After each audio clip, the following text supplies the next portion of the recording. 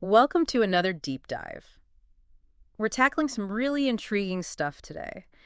Um, you guys have been sending in some really cool sources, and they're all sort of pointing to this connection between handwriting and visual recognition, Yeah, like how well we recognize visual shapes, letters, and symbols. I mean, it's fascinating. absolutely. It's something that maybe we haven't thought too much about in recent years. Yeah, right. Right. Especially in our digital world. Exactly.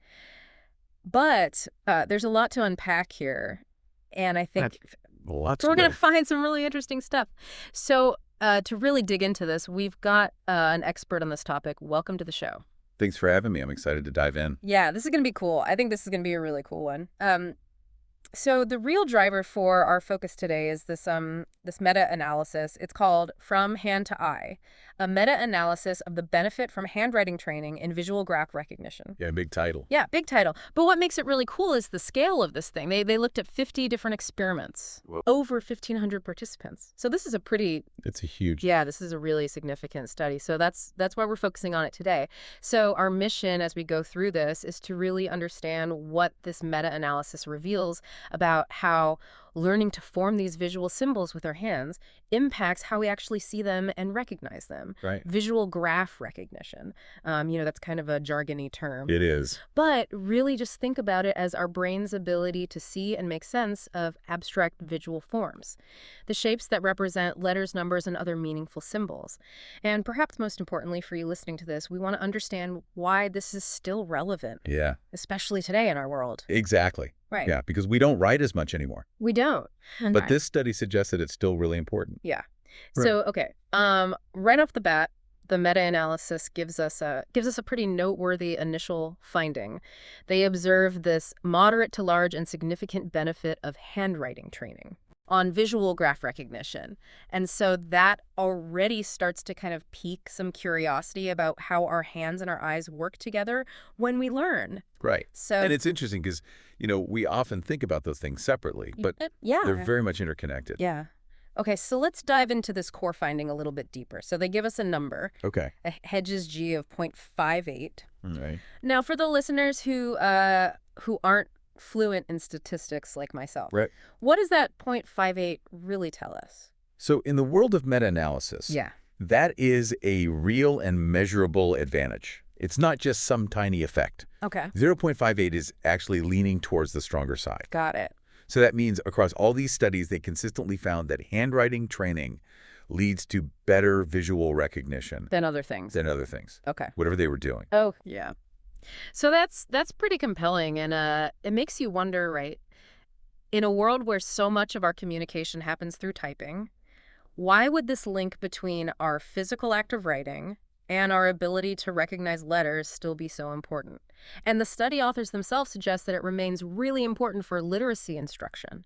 Yeah. And that might surprise some people, I think. It might in our digital age Yeah. where we're always on screens and keyboards. Yeah, absolutely. So this brings up another point about what kind of training are we comparing handwriting to in these studies?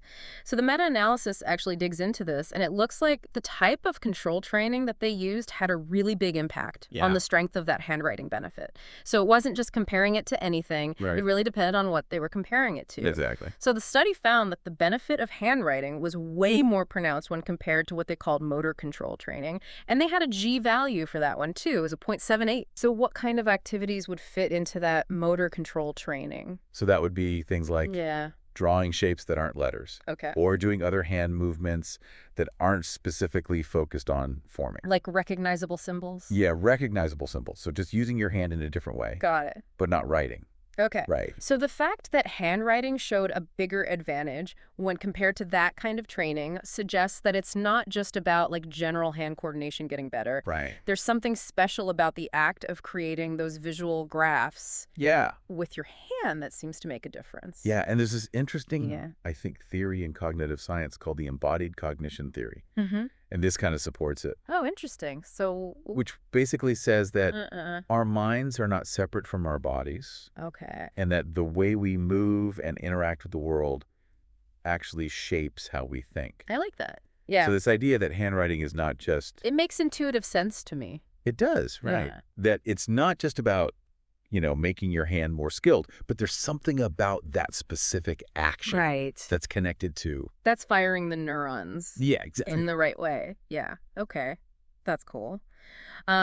But then the study also compared handwriting to visual control training. Okay. And in that case, the benefit was a little bit less significant. So the joule there was 0.37. So what did that kind of control involve?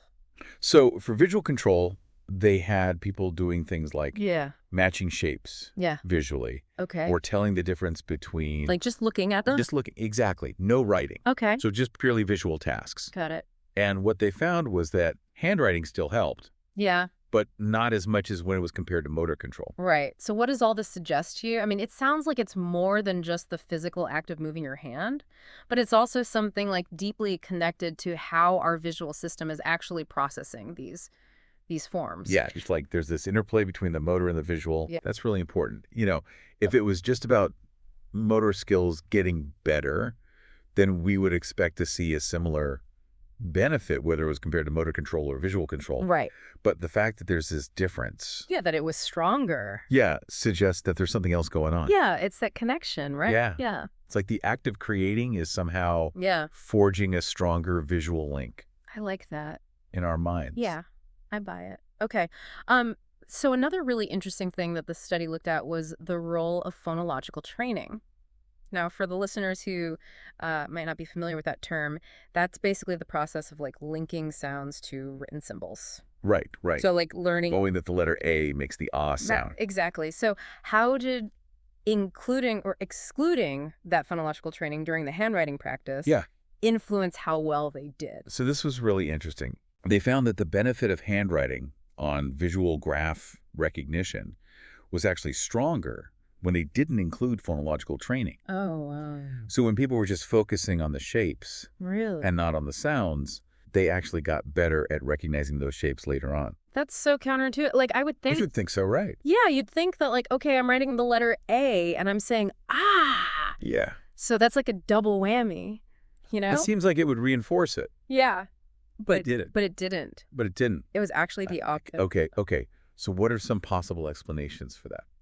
So one possibility is that when handwriting is taught on its own, without the sounds, it might encourage a more direct and maybe deeper processing of the visual features themselves. Interesting. So you're really just focusing on the shape Right. and how to make that shape.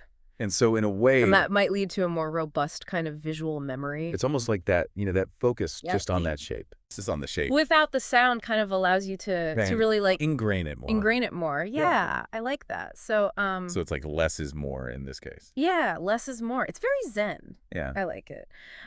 Okay, so then expanding on this idea of like visual processing, they also looked at how finely we need to distinguish between these visual graphs. Okay. So basically, how similar are the visual forms that you have to tell apart? Right. So are we talking about like a B and a D, or are we talking about like a T and a Q? Yeah, exactly. And Different levels of difficulty there. yeah, huge difference. So what did they find there? So the findings here were pretty cool. Okay. They found that the handwriting benefit was much bigger for fine-grained discrimination. So like the B and the D. Yeah, like the B and a D or like a P and a Q, Yeah. those kinds of letter pairs. Oh. And for that, the G was 0.93. So a big effect. Yeah. Whereas for coarse grain discrimination, where the shapes were really different. The benefit was much smaller.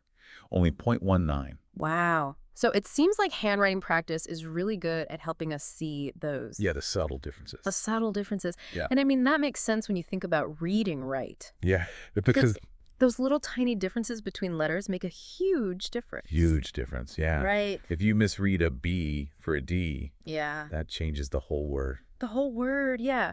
So, Yeah. so for you listening to this, if you're thinking about learning a new alphabet Right. or even recognizing subtle differences in technical diagrams, Yeah.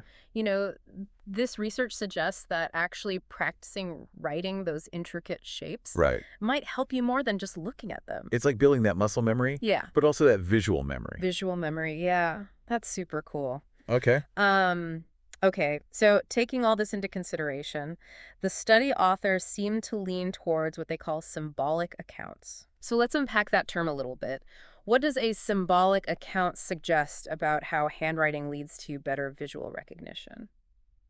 So basically, symbolic accounts suggest that it's all about perceptual learning. Okay. So it's not just that your hand is teaching your eye how to see the shapes better. Right. It's more about the act of creating the symbol. Okay. It's helping your brain build a stronger visual understanding Okay. of what that symbol means and what it looks like.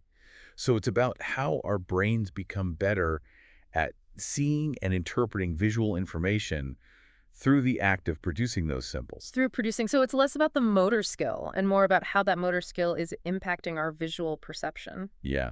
The motor action is kind of like a catalyst Yeah. for this deeper I like perceptual learning. Yeah. Okay. That makes a lot of sense. And they contrast this with multisensory integration, which is like, learning through audio and visual cues. Yeah. So they point out that while audio-visual integration is definitely really important for learning to link sounds and letters, so that's phonological decoding that we talked about earlier, Right. the physical act of writing seems to have this more direct impact on how we visually perceive the letter itself. Yeah. So the motor information isn't as central to that sound symbol link as it seems to be for just the visual form. Exactly. And it makes sense if you think about Yeah. like how we process language. Yeah. When we're reading, we're not actually moving our mouths Right. to form the sounds. Yeah. We're doing it all internally. Yeah. So the motor component isn't as essential for that part of reading. Yeah. But for that visual recognition, it seems like. But for actually recognizing the letters themselves, Yeah. it seems like that motor action is really important. Yeah. It's like really driving that. Yeah. It's like it's helping to create a stronger representation Yeah. of the visual form in our minds. Yeah. That's so cool. All right. And the study also touched on the impact of the training itself. So things like how long the practice sessions were, how often they occurred, and the total amount of training. Right. So did they find that how you actually practice handwriting Yeah. played a role? Yes, definitely. So they found that the amount and structure of the handwriting training did have an effect. Okay. So it wasn't just about whether or not you practice handwriting. Right. It was about how much you practice and how consistently you practice. Right. So more focused practice equals Better results. better results. That makes sense. Yeah, it's like anything. Yeah. The more you put in, the more you get out. You got it. Okay. So bringing it all together for you listening to this, the study seems to be pretty clear in its main conclusion. Handwriting training really is an effective way to improve visual graph recognition. Right. And the study authors seem to really stress this point that it has big implications for how we think about literacy instruction, Yeah. even in today's world where keyboards and touchscreens are just everywhere. Exactly. It's like we shouldn't throw the baby out with the bathwater. Yeah. Just because we have these new technologies Doesn't mean doesn't mean we should abandon handwriting. that the old ways are bad. Exactly. Yeah. Cool. Okay. So to recap this whole deep dive, we learned that learning to write by hand does give you a real benefit in visually recognizing letters and symbols. And it seems to be especially helpful for noticing those tiny little differences Right. that we talked about. And this advantage seems to be more about how the act of writing shapes our visual perception. Yeah. So perceptual learning, Yeah. rather than just developing better motor skills. Right. And the way that handwriting practice is structured, how much you do it, how often you do it, Yeah. also makes a big difference. It all matters. It all matters. So this is kind of a question I'm throwing out to you, listener. Given all of this, how might we need to kind of rethink the role of handwriting in education? That's a great question. Right? Yeah. And not just in education, but also in our own learning, Right. you know? How do we learn new symbols? I mean, think about music. Absolutely. Right. Or math Yeah. or Yeah. Yeah. any kind of visual symbol system. Yeah. It seems like handwriting could have potentially be a really valuable tool. For all kinds of things. Yeah. So it's more than just, cursive or, Right. print. Print. Yeah. Cool. Okay. So the meta-analysis also suggests looking at studies with different age groups, different types of handwriting tasks, Yeah. and even different writing systems Right. to see if these patterns hold true. So Right. that would be really interesting That would be fascinating. to see kind of, how far does this go? Yeah. Where does it apply and where doesn't it apply? Yeah. Cool. All right. Well, that is our deep dive for today. Huge thanks to you for coming on the show. It was my pleasure. Yeah, this was a really cool one. And I hope this has given you listeners some really valuable insight. Some food for thought. Yeah, and maybe even a new appreciation Yeah. for that often underestimated power of putting pen to paper. Yeah, the simple act of writing can Yeah. be really powerful. It's pretty cool. Awesome. Well, until our next exploration, Sure, next time. see you later.